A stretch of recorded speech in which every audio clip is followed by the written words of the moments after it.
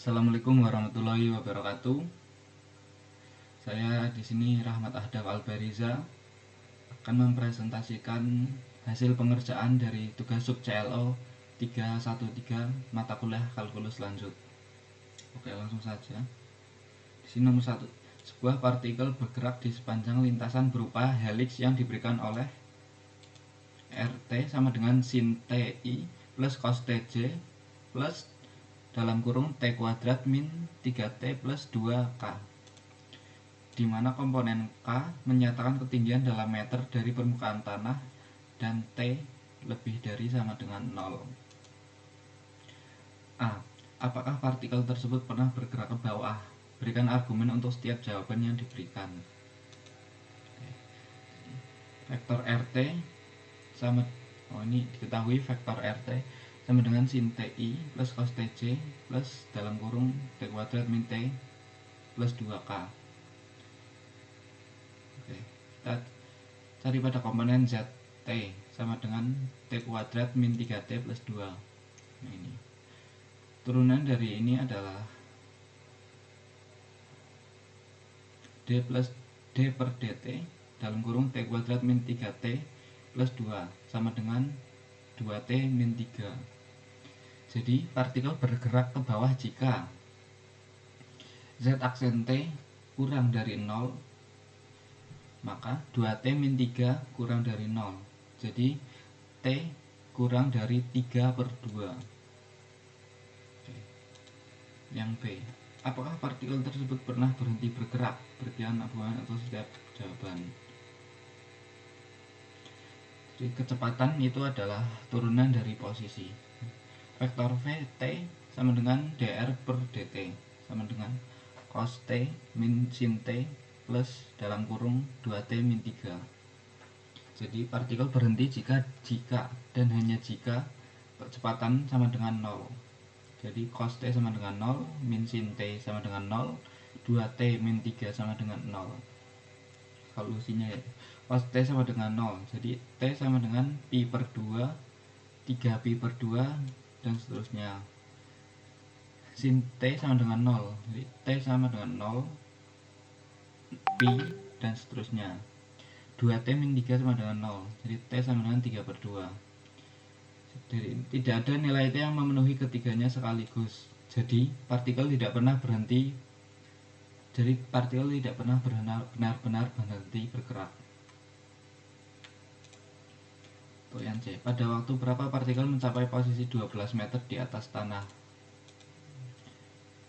Komponen ketinggian ZT sama dengan T kuadrat min 3T plus 2 sama dengan 12.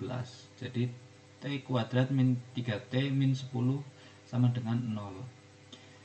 Jadi T sama dengan 3 plus minus akar min 3 kuadrat plus 4 kali 1 kali 10 per 2 sama dengan 3 plus minus akar 49 per 2 sama dengan 3 plus minus 7 per 2. Jadi T sama dengan 5 atau T sama dengan min 2. Karena T lebih dari sama dengan 0, maka T sama dengan 5.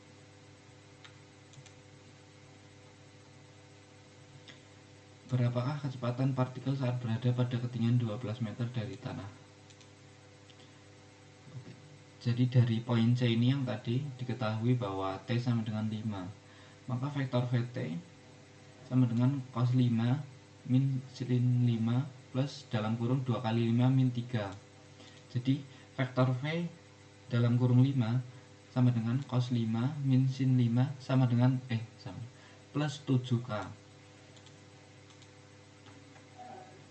Yang E, pada ketinggian 12 meter, jika partikel keluar dari lintasan helix dan bergerak di sepanjang garis singgung dari helix, tentukan vektor arah dari garis singgungnya. Vektor arah garis singgung sama dengan vektor kecepatan, maka yang ini yang poin E sama dengan cari jawaban yang poin D, yaitu vektor V dalam kurung 5 sama dengan cos 5i min sin 5j plus 7K. Nomor 2, diketahui kurva berikut. Y sama dengan 0 jika X kurang dari sama dengan 0, X pangkat 3 jika X lebih dari 0. A. Tentukan nilai Y aksen saat X sama dengan 0. Limit dari X menuju 0 plus sama dengan Y X min Y0 per X min 0 sama dengan X pangkat 3 min 0 per X sama dengan lim X menuju 0 positif X kuadrat sama dengan 0.